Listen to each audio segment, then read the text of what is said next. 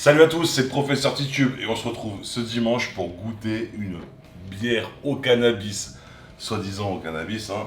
Et je l'ai acheté en France, chez B&M, hein. C'est la chaîne de magasins qui remplace Babou.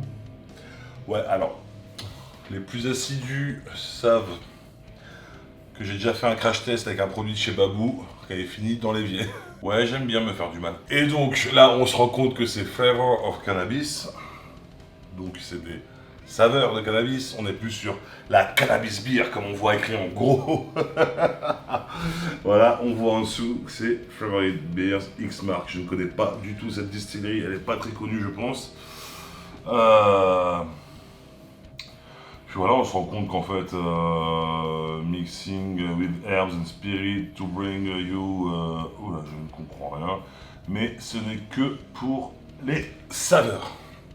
Il n'y a aucun psychotrope à l'intérieur, évidemment parce que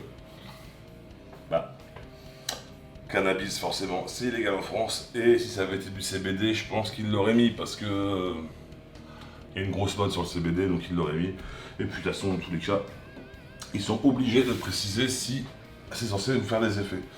Alors pour tout ce qui est goût de cannabis, je suis pas forcément le mieux placé pour juger ça. Sachant que j'ai 32 ans et ça doit faire 12 ans que je n'ai pas tiré sur un joint. Ce qui est pas mal.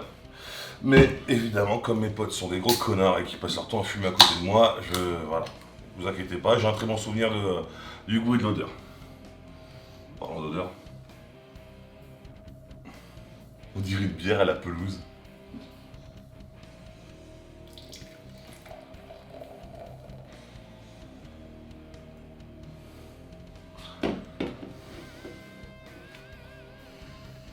Ils sont pas mauvais, hein. Et tu vois, de la pelouse. Et de la pelouse, il y a eu de l'engrais, quoi, quand même, quoi, de la pelouse américaine. D'ailleurs, ça nous vient d'où, ça? Bon, en fait, il faut lire un paquet de trucs dans toutes les langues. Bah, ça finit par brasser et mise en canette en France, sous licence et distribué par. Après, ça part sur d'autres langues. Et on va tout à la fin de toutes les langues. Donc là, on se rend compte que c'est pour le marché marocain, marché allemand, marché polonais, pour. Voilà, apparemment, c'est une connerie qui se vend partout.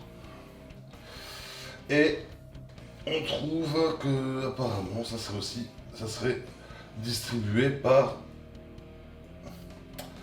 une boîte hollandaise, néerlandaise. Comme si les Néerlandais avaient quelque chose à apprendre de nous en cannabis. Bref. Bon, la couleur, c'est de la blonde classique, ça ressemble à une lager, je dirais. Ça ressemble à une blonde légère. Elle est à 5%, c'est normal, c'est une blonde légère. Et elle sent la pelouse chimique. N'oubliez pas que l'abus d'alcool est dangereux pour la santé, consommez avec modération. Et ne fumez pas de cannabis. Surtout si vous conduisez, les deux.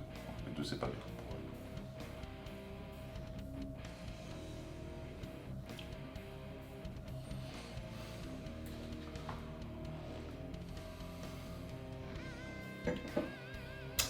Alors en matière de goût, on va se rapprocher des bières que j'aime pas forcément, des bières très sucrées.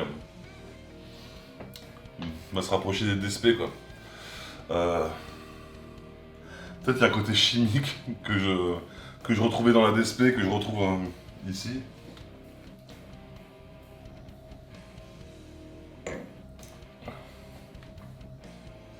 Non, je vais pas finir. Je pense qu'il y a pas mal de gens qui pourraient aimer, mais ouais, ça me goûte la canette.